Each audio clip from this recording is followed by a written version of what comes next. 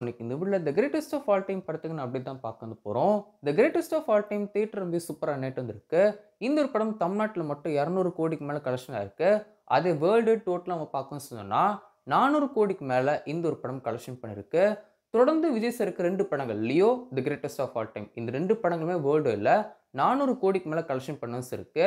இதுவரைக்கும் south India ஆக்டர்ஸ்ல யாருக்குமே தொடர்ந்து 400 கோடி கலெக்ஷன் பண்ணது கிடையாது. ஏன் ரஜினி சாருடைய படங்களே தொடர்ந்து 400 கோடி கலெக்ஷன் பண்ணது கிடையாது. பட் விஜய் சாருக்கு Leo, the greatest of all time இந்த 2 படமே தொடர்ந்து 400 கோடிக்கு மேல கலெக்ஷன் பண்ணது இருக்கு.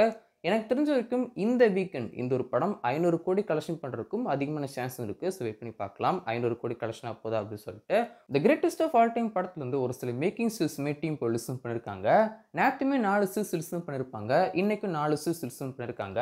நேத்து அந்த 4 ஸ்டில்ஸ்ல ரொம்ப ஹைலைட்டான ஸ்டில் என்ன அப்படின்னு சொல்லி பார்த்தீங்கன்னா, கோட் ஃபேமிலி செல்ஃபி எடுக்கிற ஒரு பிக் வந்திருக்கும். அந்த ஒரு பிக் பார்க்க ரொம்ப சூப்பரா இருந்துச்சு. அண்ட் இன்னைக்கு மட்ட சாங்ல இருந்து 2 ஸ்டில் லிசன் பண்ணியிருப்பாங்க. அதுவுமே பார்க்க ரொம்ப சூப்பரா இருந்துச்சு. Vijay sir and Trisha ma'am இருக்கிற மாதிரி. நீங்கலாம் வெயிட் வந்து பண்ணிட்டு இருப்பீங்க. தி கிரேட்டஸ்ட் ஆஃப் ஆல் டைம் படத்துக்கான வீடியோ சாங்ஸ் தான் எப்போ ரிலீஸ் பண்ணுவாங்க அப்படின்னு சொல்லிட்டு வெயிட் வந்து பண்ணிட்டு இருப்பீங்க. என்ன கேட்டிங்கன்னா கண்டிப்பா 4 வாரங்கள் கழிச்சு இந்த படத்தோட ஓடிடி அனௌன்ஸ்மென்ட் என்னைக்கு குடுக்குறாங்களோ அந்த டைம் தான் வரதுக்கு அதிகமான சான்ஸ் இருக்கும் செய்யுது.